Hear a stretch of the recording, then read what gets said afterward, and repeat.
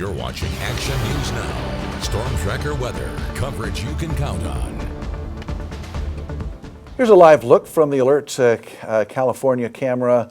Jarbo Gap looking at sunny skies in Butte County. Yeah, beautiful for our Friday, and Chief Meteorologist Howie Gordon's tracking it.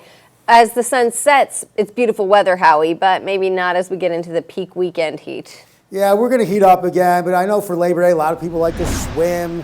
They like to do some outdoor recreation, so maybe the hotter weather will suffice for it, but we'll talk more about that because it's going to last longer than the weekend. Here's our Alert California Live East Los Molinos camera.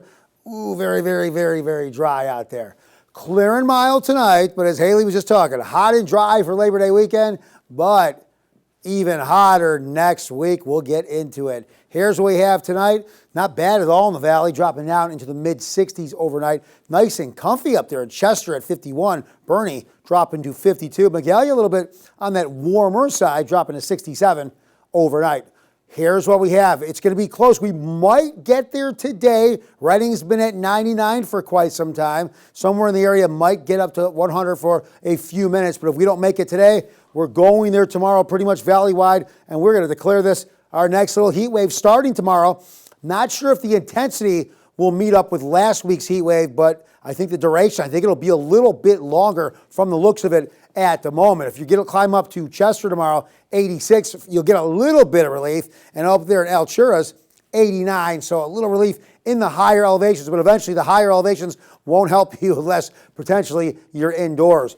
Why is this happening? We know why it's happening. High pressure moving back in from the desert southwest will slow down that delta breeze. Now we have dry storms that'll move rather close to us. Maybe some of that dry, cooler air will come into the area, and that will unfortunately help with drying out Northern California. We don't want to see drier conditions, and that's what we're looking at. But we could also see some of that cooler air maybe battled out a little bit with high pressure. What does that mean? Well, maybe high pressure won't reach its potential of heating us to 109, 110, 111, where we'll get held down to maybe 106 and 107, potentially a little cooler than what we saw last week. But if we move the timeline, here we are Friday. High pressure should be in complete control. And with high pressure in complete control, we're looking at hot, dry conditions that will move right through the Labor Day weekend and then beyond. Let's move the timeline. Here we are Sunday.